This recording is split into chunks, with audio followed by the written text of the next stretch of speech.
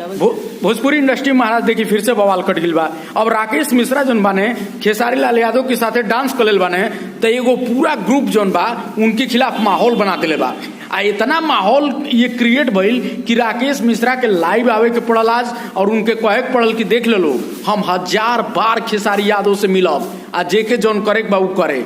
आ इहो कहने राकेश मिश्रा कि ऐसन बा कि हम कोनो ग्रुपबाजी में पड़े वाला इंसान ना हई, हम एगो अलग तरह के सिंगर हई और हम जोन बा अपन काम डेडिकेशन से करेनी। आ हमारी ऊपर केहू के रौब ना चलेला।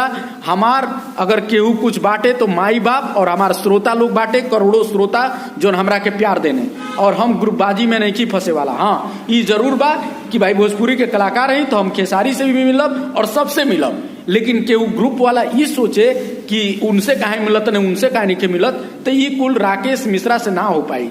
तो भोजपुरी में भाई आप जानते ही ये सब चलता रहता है। चैनल को सब्सक्राइब कर लीजिए।